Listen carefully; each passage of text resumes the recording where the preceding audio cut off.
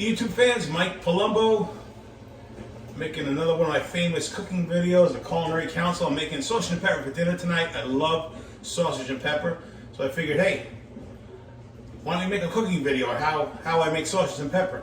Now, there's a lot of recipes out there. This recipe obviously calls for sausage and pepper, onions, garlic, some spices.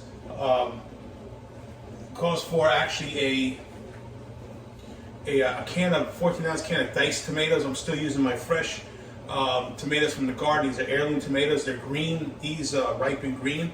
About 14 ounces of diced tomatoes I'm using. They're fresh instead of canned.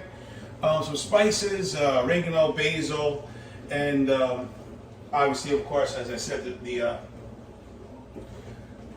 sausage and pepper. So I'm doing this one, you bake. I'm doing this one stovetop.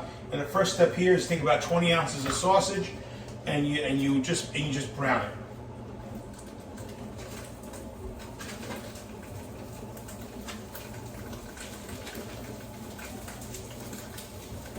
And while the sausage is browning, I want to talk about something more related to what I do in traffic defense world.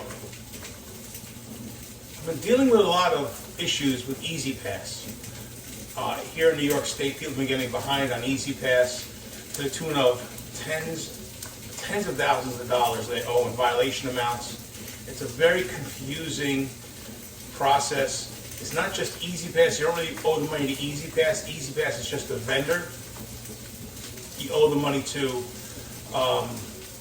actually owe the money to either the tolling authority, it could be New York State Thruway Authority, Port Authority, or MTA.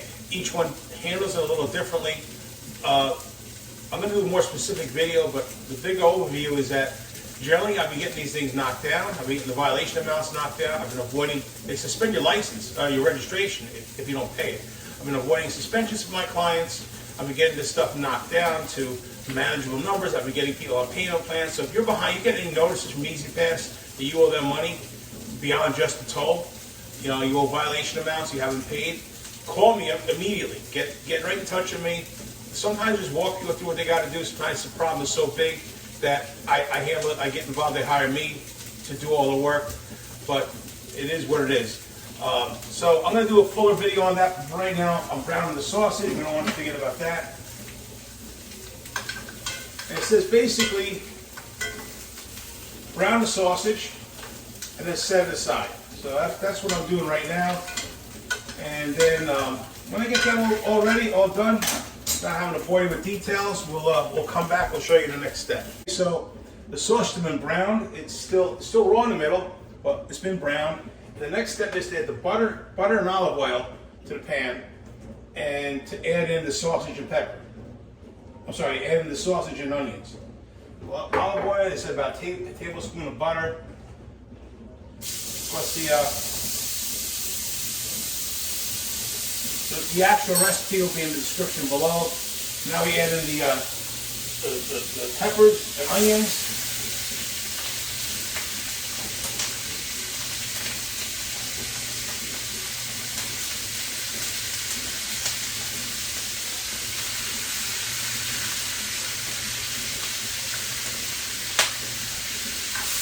And we're gonna saute these until they get a little soft, and then we're going to add the garlic, and the oregano, and all the spices, and chicken broth and diced tomatoes.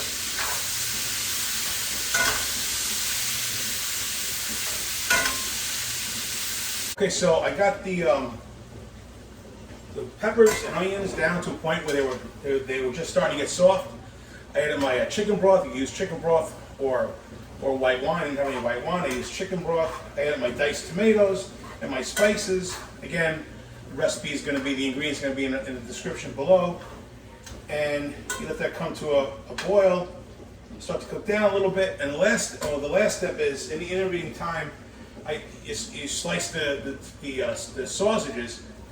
I slice them into by threes. Every sausage I slice into threes. And now I'm going to add these, and it's going to continue to cook. I don't know if you can see, but it's really not fully cooked yet. So what we're going to do is it's going to continue to cook with the peppers and onions.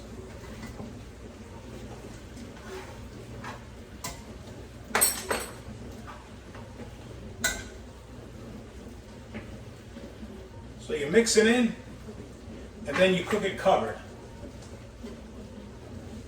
I'm gonna put it a little lower, let it simmer slowly, and then we'll come back and give it a sample when it's done. I truly wish you were here to smell this. I mean, it smells unbelievably incredible, the entire house. Cooking this dish reminds me of that scene in Goodfellas where they're having dinner at Paulie's house, and at the dinner table you can see all the food already there, the bread, the manigot, the broccoli rabe, the braciole, everything was already there. The mozzarella cheese, the tomatoes, the antipasto, and then Paulie's wife comes walking out of the kitchen with this big gigantic pot of sausage and pepper. This is what cooking this reminds me of, all right? So basically it took me like, I would say about 10 minutes on a low boil, so to speak, like a simmering, to cook the rest, to cook through the sausage. You certainly don't want to serve sausage raw. This has to serve immediately. What I actually did was I just put it's just on the pan. I turned it off, and I got my daughter coming over about an hour, so I'm gonna let it cool off, and I'll reheat it when we're ready for dinner. I'll just take probably like a few minutes, but it's ready, and it smells great, and it tastes tremendous. Peppers, the sausage, the spices. This is a really good recipe.